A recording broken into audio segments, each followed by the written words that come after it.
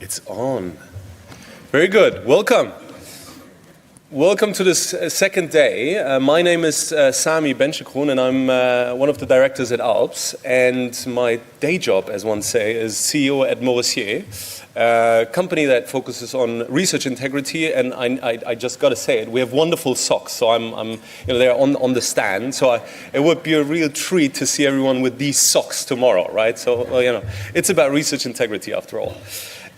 So I have the pleasure to just give a couple of announcement on what's happening today. We have some great sessions, obviously, and we've had some really extraordinary sessions yesterday already. So I hope everybody enjoyed and also enjoyed the evening and survived the evening. I still see some empty chairs, so I'm hoping for more people to come later on.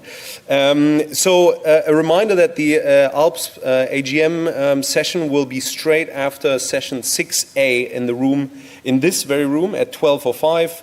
At lunchtime, there is the SDGs and Publishing Special Interest Group will be hosting a brief introductory session from 12:45 in the Podium Restaurant, which I guess, I'm not sure, downstairs, upstairs, you'll find out, I'm sure.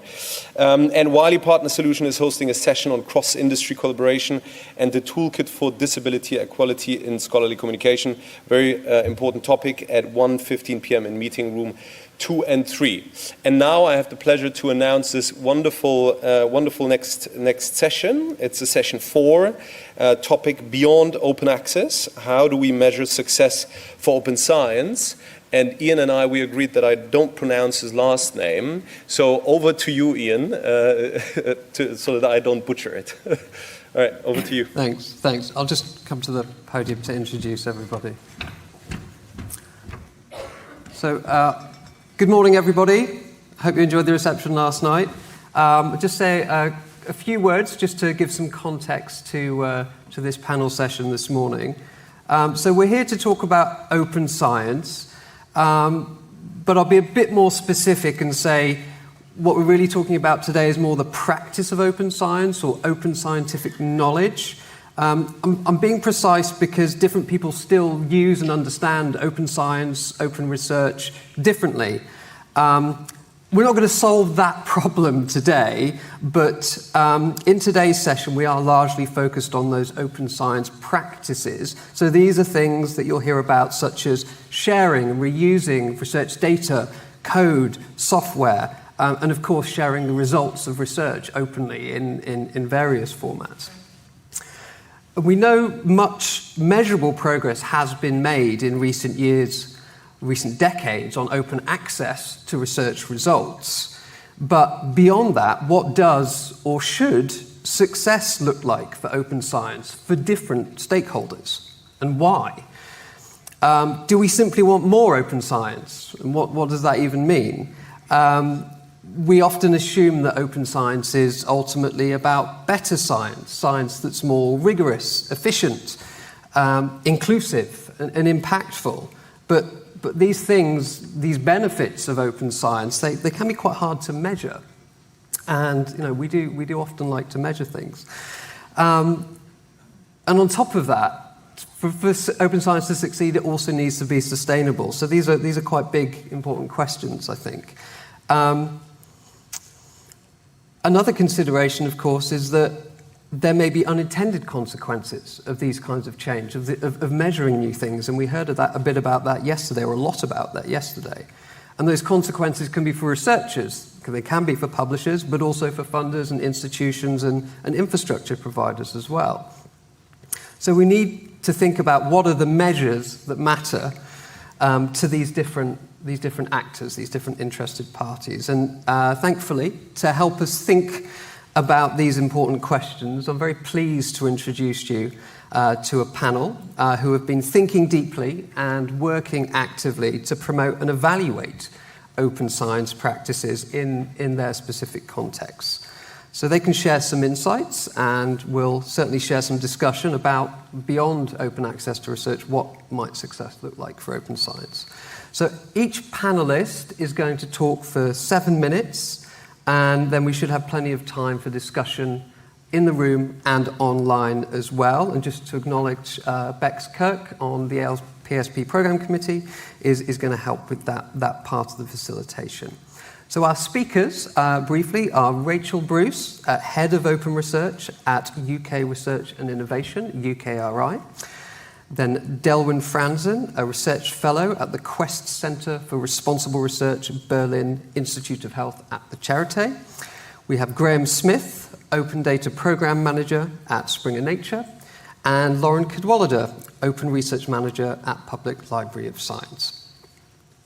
So with that, I'm going to introduce you to our first speaker, Rachel, if you would like to come to the podium.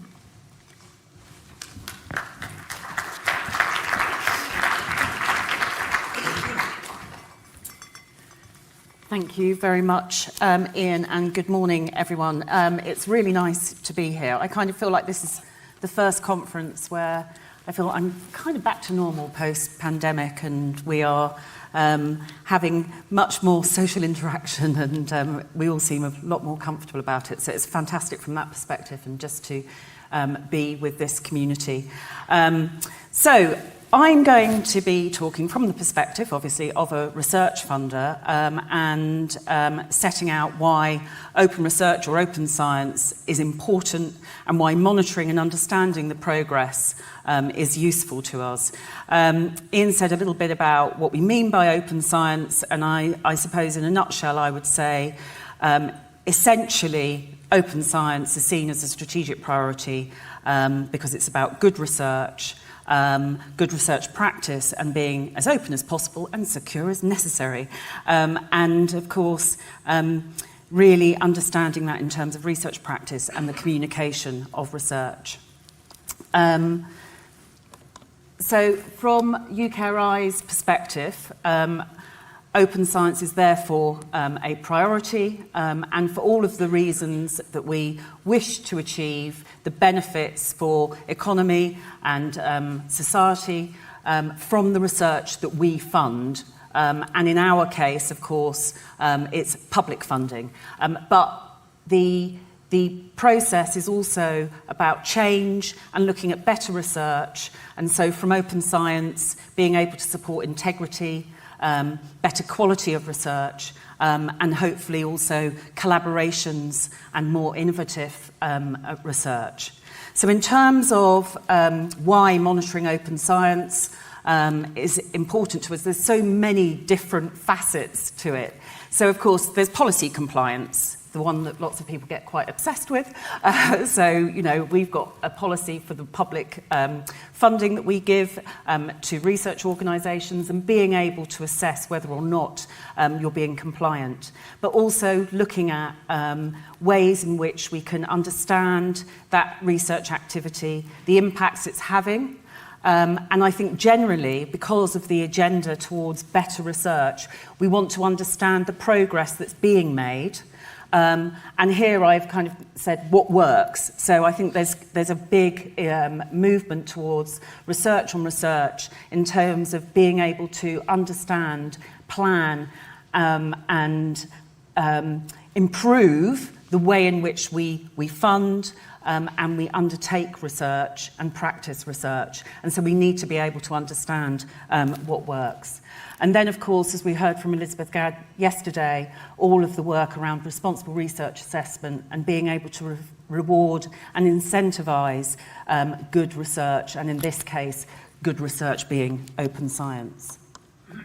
In terms of UK research and innovation and our open science priorities, so just really, as I think Ian alluded to, there can be very broad definitions of open science, but the priorities from us as a research funder are open access to research publications, but also in that moving beyond peer-reviewed publications and thinking about opening up the research life cycle, and also earlier publications such as preprints. What we call open research data, and using the definition from OECD, so really digital objects including metadata, algorithms, code, software, workflows. And then there is an element of work which underpins a lot of activity that we undertake in open science, and I think is also very important when we talk about monitoring, is something that we call open culture, and it's really about open and transparent information that can help develop the trusted indicators that we can use to reward, recognise and monitor open science. So there is also a focus on that within our work programmes. As we heard yesterday, we've had the initial recommendations for REF 2028, and whilst there is a move away from a move towards, let's say, recognising a broader range of activities, and the volume of research outputs has been reduced, open research is still essentially very important in terms of being able to reward and assess research excellence. So one of the reasons for us as a funder is, of course, we need to be able to monitor it so we can actually have indicators and evidence.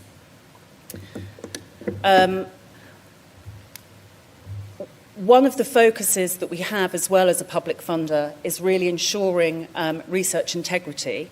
And just to really refer to some of the work that's been undertaken in looking at ways in which you might be able to define indicators for research integrity. So the UK Research and Innovation, working with a couple of other funders, so Cancer Research UK and also Guild HE, commissioned research consulting to assess the issue of research integrity indicators. And overall, looking at the research integrity concordat, so the sorts of values that we want within research: honesty, rigour, openness, transparency, care and respect and accountability. And in the work, the most kind of feasible set of indicators were around the openness and transparency, so looking at research data sharing and those sorts of aspects.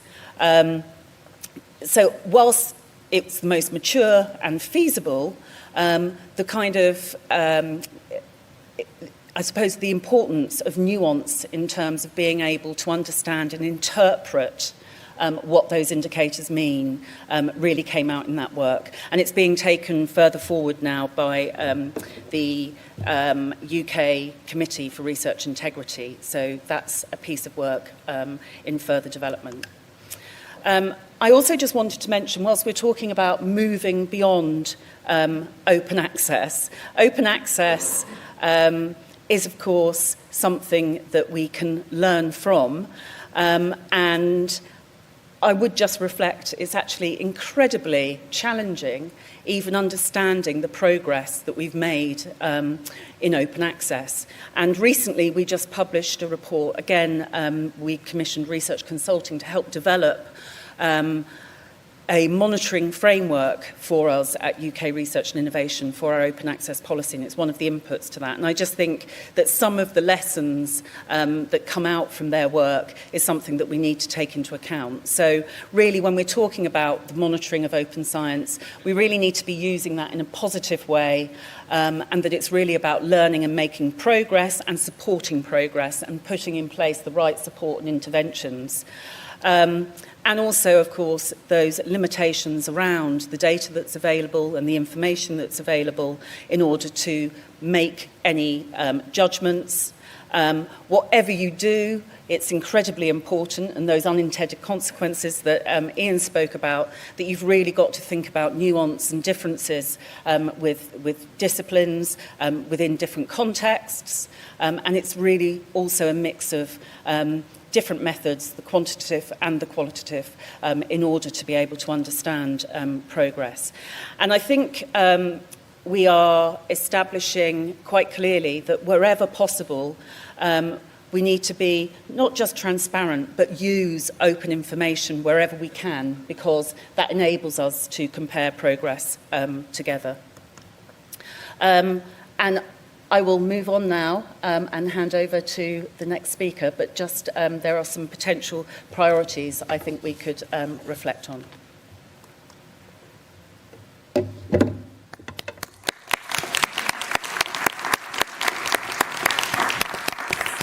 Thanks very much, Rachel. We can pick up on some of those potential priorities in the discussion, I think.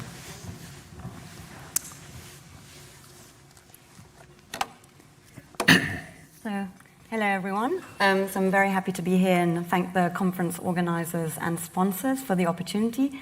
So I'm going to be giving you an insight into the meta-researcher perspective and going to show you a couple of examples of the work we're doing and how this can also perhaps support your work as publishers. So just to give you an idea of the ecosystem that we're working in at the Quest Center for Responsible Research, so with over 5,000 researchers and 8,000 students, the Charité is the biggest university medical center and research hospital in Germany. And what the mission of the Quest Center is to increase value and reduce waste in biomedical research and to increase the trustworthiness and usefulness of researchers for scientists and society overall. And so we do this with a range of approaches to incentivize, support, and evaluate the uptake of responsible and open research practices. And importantly, we complement this with meta-research. So we identify and investigate problems in standard research practice and then try to develop targeted solutions. And this is important because it tells us about the areas in which we should move into and also allows us to think about the impact of our interventions and where we should still adapt them. So I'm going to give you a few examples of our work, which I think are relevant to the discussion today. The first is a dashboard on responsible research practices that you can see here. So it displays how the Charité is doing on certain of these practices. So it includes open access, but also other practices, such as open data, open code, preprint uptakes, and more. And this dashboard is publicly available for institutional transparency and accountability to show that the institution values them. And the dashboard serves to highlight improvement over time, also where to allocate resources, and importantly, it serves as a communication tool to support awareness and also engagement on responsible research practices. And you can see in some cases already in this picture some areas where there was a lot of improvement, and institutional core facilities and others were instrumental in driving this improvement, but it was really having that baseline assessment that was key to setting things in motion. And we also complement this by assessing other indicators of openness, such as reviewing policies at the level of publishers, journals, and institutions, and whether those policies are being monitored. The second example I wanted to show you is the Screen IT pipeline, which was co-founded at Quest. And this pipeline includes a growing list of automated screening tools that detect common problems in how research is reported. So, for example, whether or not experiments were blinded or randomized. And one of the strengths of this pipeline is that it brings together several small tools into a bigger tool for added value. And the pipeline was used to screen over 10,000 of COVID-19 preprints and to give rapid feedback to authors on the transparency and also the reproducibility of their manuscripts. So this was really a proof of concept study, but it showed that automated screening at large scale was in principle feasible. And I want to conclude my pitch with a couple of calls to action and also opportunities I see for publishers when measuring success for open science. The first is that collaboration is really key when thinking about how to implement and evaluate approaches to increase the adoption of open science practices. So as meta-researchers, we build evidence, empirical evidence for what works and doesn't work in research improvement. And that means that there's really a rich source of knowledge and initiatives like the ones I just showed you, which you as publishers can draw on when thinking about approaches to implement. And I think that can really save time and resources and also help ensure that these interventions are meeting the needs of the community. So connect and collaborate with researchers and meta-researchers because I think that can really support your goals. The other point I wanted to make is that meta-researchers may have the ability to try new ideas, but often we don't have the resources to scale and sustain these initiatives.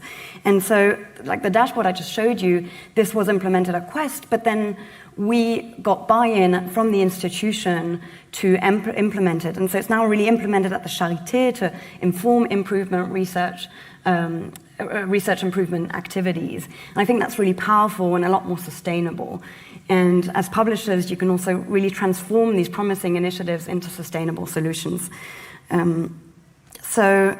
Yeah, and I think in that sense, registered reports is a very good example of something that was in many ways rooted in meta-scientific findings and then was successfully adopted it across hundreds of journals, and I think really improves the way in which research is conducted and disseminated. My second call to action relates more broadly to research improvement. So yesterday we heard a lot about that attention is shifting increasingly to the outputs that underlie publications, such as code and data, which are really key to scientific progress and reproducibility. And as these reforms start to become implemented, I think it's really a good investment to facilitate the production, sharing, but also importantly, linking of these different research outputs, which are critical in telling us or in being able to evaluate the quality of the research. And then finally, my last call to action is to involve early career researchers. They are the largest group of researchers, of your producers and consumers. They are often the ones who are producing the data, sharing or reusing different research outputs. They are at the forefront of implementing many of the open science practices that we are talking about today. So they're really familiar with the benefits of them, but also the complexities and the challenges in implementing them and how easy or difficult it is to do that. They're also at the forefront of new trends in scholarly communication, and importantly, they are really they're the largest group of scientists of the future leaders in science. So I see really good long-term benefits in involving them in shaping future activities, and I see a number of different ideas here for involving them in roles beyond authorship. So with that, I want to thank you for your attention and look forward to the discussion. Thank you. Thank you, Delwyn, and everybody, if you have questions, feel free to put them online now or write them down, and we'll take all those questions at the end. Graham, over to you.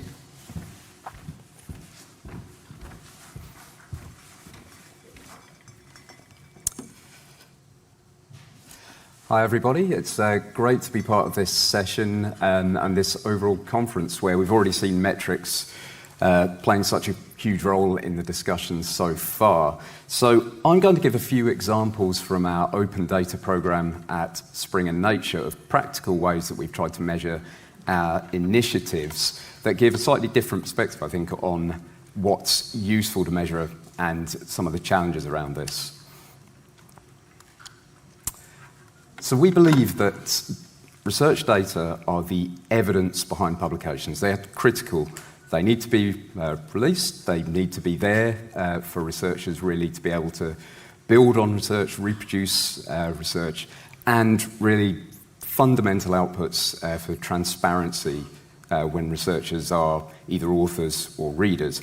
A couple of initiatives that we've had in the last year have involved standardizing our data policy across our journals portfolio, really with a focus on transparency, so that authors are at least giving information about how to access data, and then complementing that with a practical initiative, which is the integration of the Figshare repository with certain journals, for example, in our Nature portfolio, really to try and give that tool to make it easier. So if we're going to say on one side we want you to do something, we also try to complement that with a way to do it and a way to make it more accessible.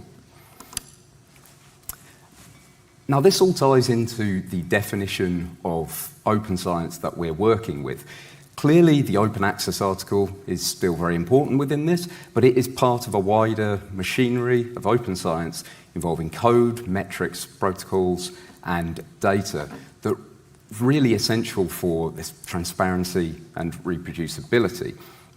But if we think about the outputs in these terms, we as an industry are still very focused on article level metrics. For example, citations, powering things like impact factor and H-index, and all the concerns that an editorial team might have if you try and do something new, or if you roll out a new policy. What will the impact be on submissions, publications, turnaround times, and how this all ties into the business level metrics. What is the impact on revenue? What is the impact on customer satisfaction? And what we found is we really need to bear these things in mind when we're thinking of a set of metrics that reflect the overall open science performance and position. And those are really the two aspects of this that I want to delve into. There's the overall performance, so there's how well are we doing to support reproducibility, integrity, and efficiency through reducing waste, for example, by reusing research data. How is that measured? But also, if we're going to introduce a new policy, if we're going to add a repository integration, how do we test that's actually working? And this is a really important point because open science and the definition of it has been around for a while, but a lot of these are quite nascent activities. It's not clear exactly what works, and we need to be very clear on how we measure that in order to know what to do next. So if we take, for example, our Figshare integration, like I said, this was added on a number of pilot journals initially. I'm focusing on the Nature portfolio journals it was added to here. One thing that we could see when we first added the integration, the purpose of which was to make it easier to get to this best practice of sharing data in a repository, was that we were getting a lot of submissions through. Now, this can easily get into the challenge or the issue of vanity metrics. It's like, isn't this a big number? Aren't we doing well? Type interactions. So what we really needed to focus on is, okay, what level of metric is useful at what stage? Because it was still important to have these metrics. We had to make a decision when we pilot something, what do we do next? And it was a really useful indicator of just overall author appetite, see the number of submissions, then more importantly, the proportion of authors that were actually using the integration. Longer term, what we really want to think about are things like the overall effect on authors' sharing behaviour. So how much data is being shared in repositories compared to being shared in the dreaded statement of data on request, or data being shared in a manuscript, for example. What's the impact it's having there? How are those data sets actually being reused that have gone through the integration? And what's the impact on the overall submission experience of the author? Now, I'm sure a lot of you can understand some of these are going to take a lot longer to measure. If we want to talk about citation impact, there may be an indirect link to that. That's something we'd be interested in investigating. It's not something we're going to get out 3 months of piloting. One of the things that we decided to really focus on was this idea of the impact on the data sharing behaviour across a journal. And this is quite similar to what colleagues at PLOS have been doing with their open science indicators, similar to research we actually did a few years ago within the Nature Research portfolio, trying to really categorise this and see what the impacts are from that perspective. One way that we diverged slightly, I think, from this was the idea of being able to categorise a data availability statement in one way. I've put up an example data availability statement that we saw from one of the journals that we piloted with, and you can see data is shared in supplementary information, on request, in a repository, and within this concept of source data that we have. So we actually moved to a non-exclusive categorization where we wanted to capture this complexity. But it's another point, what's the granularity of the metrics that you're going to use? So we compared a pre-implementation period while our data policy was in place, so we had data availability statements, with a post-implementation period.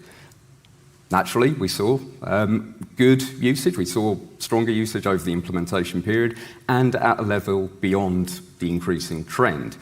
However, anybody involved in the area of research will see that there's a problem with this. We're comparing 2 time periods. There could be all kinds of other influences on this. It's not a strict control or A/B test. Similarly, what's the impact on available on request? Well, that really shows that problem that I mentioned, because since 2018, most of the Nature journals have actually been pushing back on this type of statement, not banning it necessarily, but saying why is it available on request? What we find is that usually leads to a change in the data availability statement to the extent that it's almost never used on its own in the Nature portfolio. It's usually used, like I said, alongside another statement. So we can't necessarily relate this trend back to the repository integration. It's this whole causation and correlation question here. What we can see is that it's a relatively low level, but you can see it's at a steady level during implementation. Some of the other things that we've seen are a reduction in data shared within manuscripts or declared within the manuscript or supplementary information, and a lower level of data sharing in just other places, so lab websites, which are not as good as repositories. Again, these could be trends that we want to investigate further, and that would be really useful to see, because there is a causative mechanism there. There is the idea that the repository integration makes it easier to share in the best practice method. So this is something we need to investigate further. And these are the points that I would really make to summarize this. There isn't one set of metrics that we're able to use to summarize all of this, especially thinking about performance versus intervention of impact. If we want to be true to the principles of research and principles of science, we need to actually address particular interventions with the right data. And that's not necessarily going to be all the reporting data we've already defined. The success also has to relate back to these business metrics. It's a really key point. So when we saw that there was a particular level of uptake, for example, that gave us useful information for what to make next to the business level decision. But open science metrics really need to be integrated within what we're doing. Likewise, there isn't one set of metrics to really rule them all. All of these have limitations, but all of them have value. So we need to define which metrics we use in which place and in which context. Okay.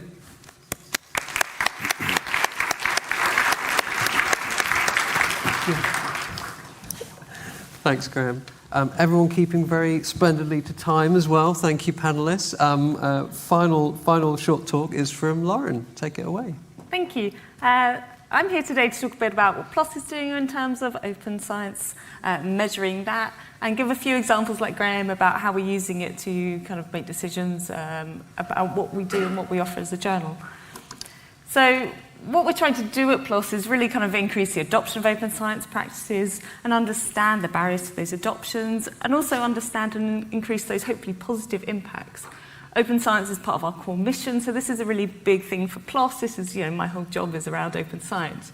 So how do we know if we're successful? How do we know if they should keep paying me my wages? Well, one of the things we've been looking at, it's been mentioned a few times at the conference so far, is the Open Science Indicators project. We've developed a set of indicators along with DataSeer to really try and understand what practices are happening in our communities and journals right now. And they have a variety of kind of shorter term and longer term goals, and goals which inform things like business intelligence and help us with our everyday decision making, to goals that are much more broader, trying to influence and kind of create conversations within the scholarly landscape and try and push others to think about open science more. And all the data that we produce from the indicators is openly available, so we really hope and encourage other people to use it and kind of start questioning their own open science practices. I want to give a few examples of how we're using that data to kind of look at open science in our community. And so kind of the first kind of really high level one is like thinking about open science trends in our journal compared to others. Open science is one of the things that should set PLOS apart from other publishers. So it's really great to see in this graph that data shared in a repository is higher in PLOS articles than it is for, say, our comparators. So that's a really reassuring piece of information that we now have, and we can look at trends over time and how that's changing. We also want to use these indicators to think more broadly. So if we look at preprint posting over time in PLOS and comparators, you can see that the lines are much more similar. And that helps us think about wider scholarly events and what's going on. So we see the kind of COVID bump in 2020 that increased preprints both at PLOS and elsewhere, but we see a flattening off after that. And not just in PLOS, but in comparators. So then we can start thinking about, okay, what's the broader trend for preprints across the scholarly landscape? What can we do as a publisher to help move that? Not just for our journals, but perhaps for scholarly communication in general. And then we can start kind of delving down deeper, getting more granular with the data that we produce and looking at other solutions and initiatives we've been working on. So one example of that is code sharing, one of our journals, plus computational biology. We had a really kind of keen directive from our editors-in-chief about that they really would like to see a mandatory code policy at the journal. And we use these indicators to look at the degree of voluntary code sharing before we implemented a policy. And actually, it's really high, 50, 60%. And that's great, and there was an organic increase going on year after year. And so having this kind of evidence, along with those more traditional kind of business objectives that Graham was talking about, is really, really good for us to convince other parts of the organisation that actually, implementing this policy wouldn't be so bad. And then afterwards, these metrics help us evaluate that policy.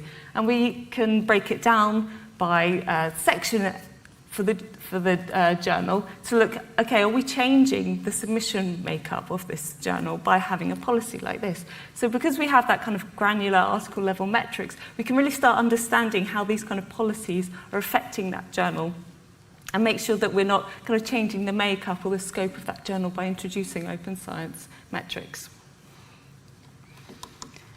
Kind of getting even more deeper into the data, it allows us to look at things like which repositories are used. So then we can start thinking about infrastructure and how we support our authors in terms of sharing data or code or preprints, whatever it is. And so this shows that the repositories, or some of the repositories used by authors in PLOS computational biology. And off their own back, the editors kept seeing lots of code being shared in GitHub, and they wanted it shared somewhere where there was a permanent snapshot of that code with a DOI. So they started asking authors to put a copy of their code into Zenodo using the GitHub Zenodo integration. And it's great because now we know that that's actually working. We have some really good evidence that they're not wasting their time with these author interactions, and they can help start refining those. But what I think is really interesting is that we don't see a corresponding decrease in the use of GitHub or the mention of GitHub as a place to find the code. And that's really interesting because it tells us about kind of community and author preference for how they share their outputs. And so they want to have a snapshot version of the code alongside the live code as well that people could go back to, find the updates, find the bug fixes. And I think that's really important for us to, as publishers, to think about what's going on in these communities, what do they actually want to do, and make sure we work with them and that we adopt their norms and practices into the things that we're asking and supporting them with, so that we're not just kind of fighting against what is their normal research behaviour. And then finally, I wanted to talk about the other end of it, not just understanding what people are doing now, but actually kind of what are the impacts of that open research and sharing all of this data in code. And we've been running another experiment, I'm writing up the results at the moment, called the Accessible Data, where articles sharing data in a repository get this kind of accessible data badge on the web page alongside the article. And if a reader clicks on the See the Data button, it takes them straight to the repository so they can have a look at the data. And so we're really interested to see, actually, does this help increase engagement with that data? And can we use that engagement as a proxy for reuse? Because, of course, measuring data reuse is really hard. It takes a long time for data citations to come through. And so, we're trying to be pragmatic about what can we say about how valuable all this sharing is to researchers and readers. And so we've put in the button, and it went on to almost 5,000 articles at launch, and those ranged from publication dates of 2014 to 2022 when this icon was launched. So, some kind of older articles and some newer articles. And I was crunching some numbers last week, and it's really great to see that actually 86% of those articles at the bottom had at least one person clicking on the link. So, there is interest in people finding data easily and getting kind of quick access to it. We also added the icon to newly published articles that came out after the icon was launched. And there are about 1,200 of those that had the icon added. And in the kind of 12 months after launch, we had 99% of those articles had at least one person clicking on the link. So again, that's really exciting because we're suddenly starting to have a kind of benchmark and an idea about how people are interacting with the data, with the other outputs that sit alongside these articles. And of course, we need to look at this in the context of article views and the different topics and perhaps the different types of data. But this starts to give us an idea about how important it is to different communities of sharing that data and having that data available and going to find it. So this gives us a really good basis to then go away and think about how do we deliver these different outputs to readers? How can we help the authors make sure that the outputs are delivered in a way that makes it easy for readers to go and find? So really trying to think about joining up that life cycle, making sure that there is a positive impact coming from all this kind of sharing that we're asking people to do. So in conclusion, we have this set of really detailed article-level open science measurements, and they're enabling us to have that really deeper understanding of practices that are going on in the community. And this is providing another piece of evidence that supports those business decisions, as Graham was mentioning, that sit alongside all those more kind of traditional measurements that we use in publishing. And it's really helping us to tailor some solutions to those different communities and make sure we're working within those norms. Thank you.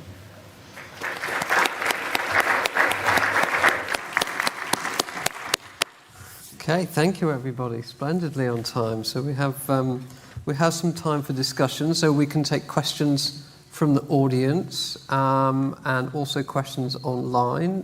Do we have any screaming questions online or questions in general? We have two. The first one from Mitty Lucraft. I'm really interested in the role that a viable dashboard plays in driving uptake. Is there any more Derwin could say about how they are communicating with researchers?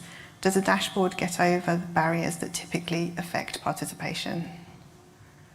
Yeah, so thank you for that question. I think the main impact of the dashboard so far has been really, it's served as a very helpful communication tool to raise awareness. That, first of all, the institution values these different practices, but also, to really just have a first idea of where we stand and where we can drive improvement. So I think it's early days. So we're still very much evaluating the impact this is having. But one success story, and you could see it on the slide, was, for example, for one practice we're looking at is summary results reporting for clinical trials. So this is specific to the context that we're working in, but that was a really nice example of something that was, I think, very much enabled by having those initial figures of how we were doing, because once we saw that performance was really pretty low, and then that started the discussions with the core facilities, with advocates in like outside of the institution, and that really mobilized public opinion, and that was essential to triggering change. So yes, I see it as a very valuable communication tool. Thank you. Any questions in the room? Oh, right at the back there. Is there a mic? Yes, there is a microphone. Of course there's a microphone. Hi, Adrian Stanley. I'd certainly anecdotally, I would just say, and I support Dataseer as one of the clients, your PLOS Open Science indicators are being used and discussed more widely, so I think you're doing a great job there. But my question is, do you see sort of ways where you extend the number of or types of indicators? Have you done work in there? What sort of ways do you see there, or do you feel they're sort of fairly robust and well established now? Is that a question for a particular panelist, Adrian? Kind of all of you, yeah. Okay, so thinking about, I guess the theme there is there's the how do we decide what to measure, or are there additional indicators that we're not measuring that you would like to? Rachel, can I start with you? Oh. You can, yeah. And I suppose I would say from work that we've been looking at, and also as evidenced by the presentations that we've seen, I think one of the really important steps where we could make progress would be around looking at data availability statements, standardising those more effectively, whether that's a metric I'm not quite sure, but it's something that helps us understand practice and also what interventions we should take. So I really think that is a priority from our perspective, and well, it's been great actually to listen to the other speakers and see the progress that's being made. Yeah, I guess that's about. I think I probably found myself saying metric when indicator. I think is perhaps a better term in some contexts. But Delwyn, do you have any thoughts on that? Sort of how you decide, or what direction you might want to go in with the work you're doing?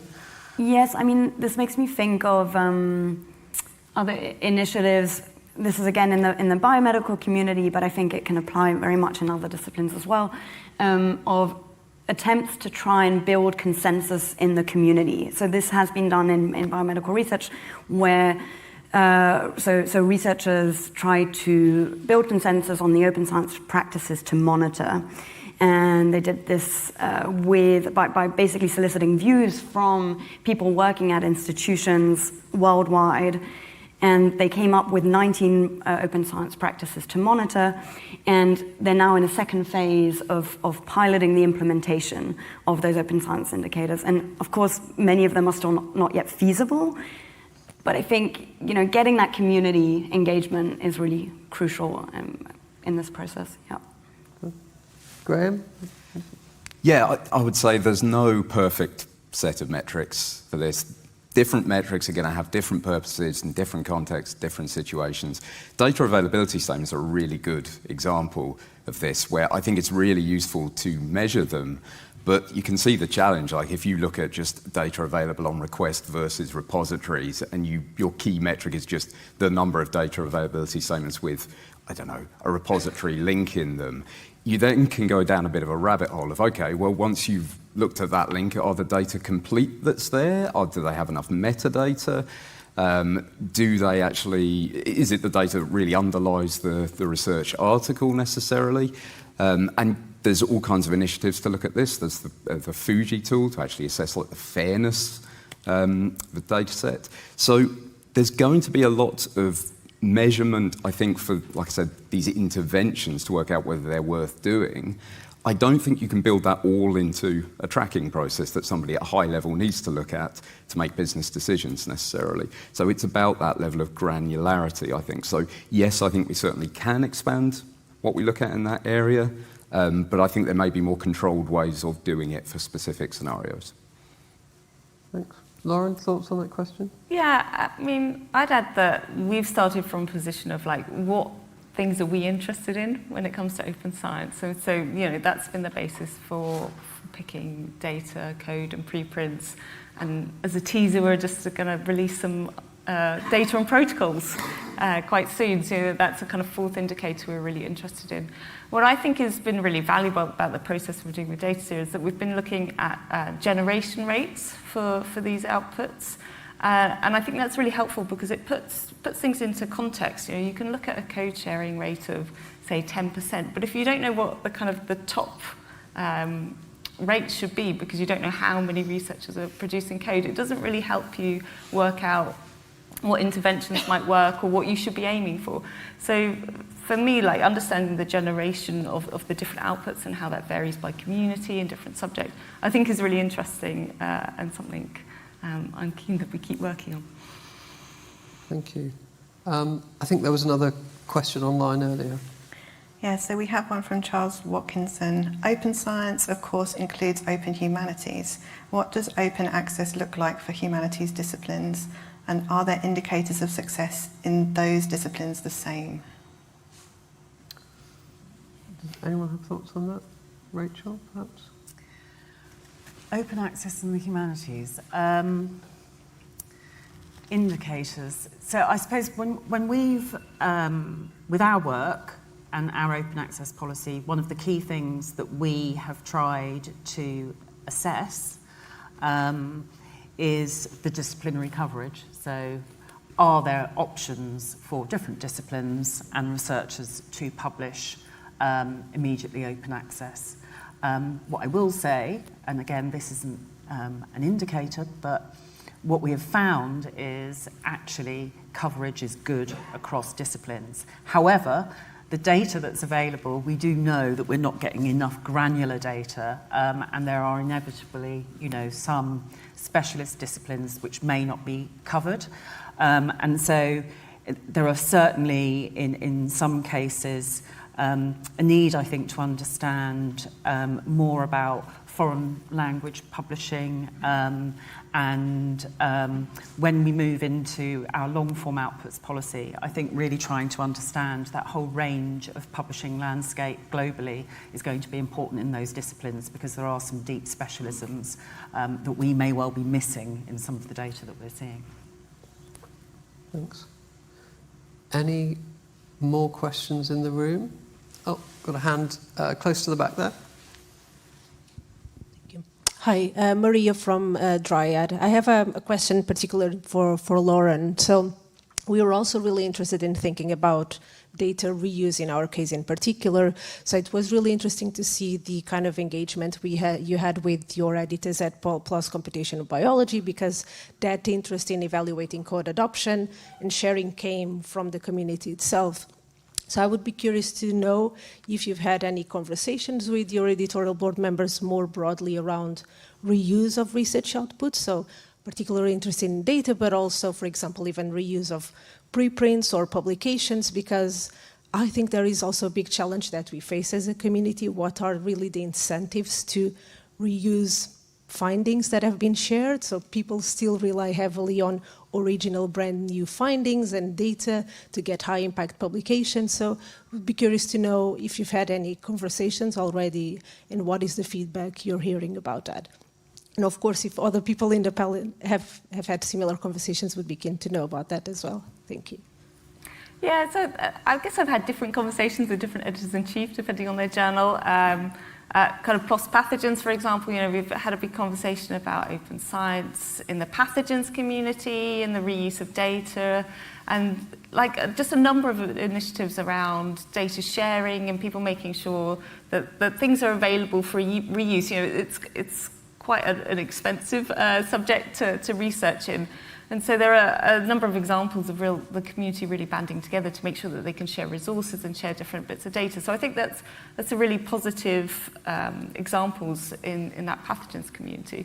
Whereas with other editors-in-chief, we've talked about, what do you think about repositories? We would like to increase the use of repositories. And some of them well, actually we think our readers would prefer to look at the data and supplementary information. So they have their kind of own views about how to present the data best for readers. So then that's really useful for us, because we can start trying to understand about what are the norms in your community, and that's really coming from them as kind of established leaders who are teaching the next generation, so that we can start to understand what's going on in their labs, but also start having conversations and try and challenge them in a way to start thinking about things differently or try and adopt things differently. And then, of course, they're one viewpoint, so we can talk to our editorial boards and find out if that view's shared across. So, yeah, by engaging our editors, we do have really interesting conversations and finding out about those different practices, and it does vary a lot. Yeah, I would just echo that point. There's something exactly we found of the same types of interventions, is that even with a small number of pilot journals that we were working with on the Figshare integration, we were solving completely different problems by doing the same thing at that journal. In some cases, they already had really good levels of repository sharing, but they were really interested in this idea of making it easier. Some of the biggest challenges we find are just the barriers we put in front of authors. And it was really a case of, okay, how can we do this without really impacting these turnaround times and actually bringing the authors with us? In other journals' cases, it was, you didn't see these rates of repository sharing. It was, can we have an impact on that metric? And that really is relevant to what we're talking about here in terms of how you measure it. So even across, I think, 7 pilot journals, we had very, very different patterns within those graphs that I showed. So it really is needed to be tailored, and similarly, like the chemistry community, you find there's a real convention of sharing your data in Cambridge Structural Database and in supplementary information. That doesn't necessarily mean they're doing things badly because it's in supplementary information too. Actually, we saw really high rates of repository sharing. So you need the, similar to as Elizabeth Gadd was saying, you need the narrative to go along with it. I want to ask possibly a more difficult question if anyone would like to take it, but on the topic of unintended consequences. Does anyone want to speak to what some of those might be and also what we could do to avoid them?